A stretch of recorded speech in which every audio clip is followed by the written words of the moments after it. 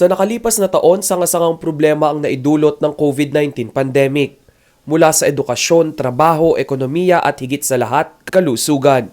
Ito ang suliraning mamanahin at dapat solusyonan ng susunod na mga leader ng bansa sa 2022. Kaya naman ang grupong We Need a Leader 2022 nagsimula na sa kanilang information dissemination para gabayan ng mga Pilipino sa katangian at kakayanan ng mga leader na kanilang ihahalal. Giit ng naturang Voters Education Group, wala silang ikinakampanyang partikular na politiko. Wala ring pangalan ng mga politician wannabe ang mababanggit sa kanilang election literacy drive. Is a national advocacy, no? At wala itong kandidato, no? Sinasabi lang dito, pinapaalala sa mga sambayang Pilipino, sa mga botante, kung paano tayo pipili ng isang leader. So we're trying to make them aware kung ano yung mga problema ng ating bansa, no? Target ng grupo na wakasan ang mentalidad ng mga botante na nakabase lamang sa popularity-based elections.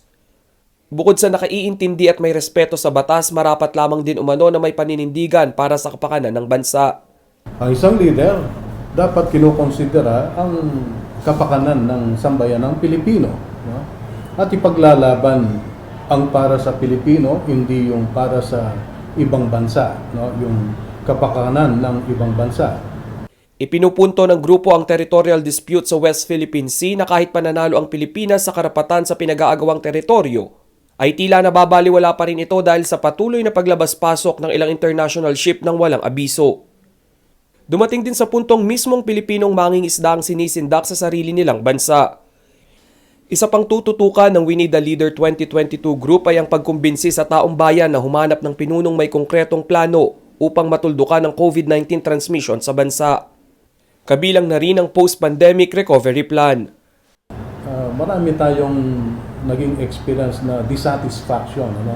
Yung expectation ng sambayanang Pilipino base doon sa kampanya nila, no? Campaign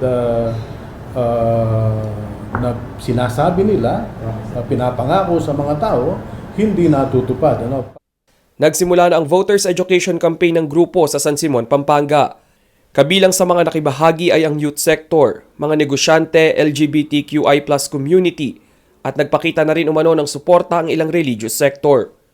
Nakapagsagawa na rin ang Voters Literacy Seminar sa ilang bahagi ng Northern at Central Luzon, Tagum City at National Capital Region.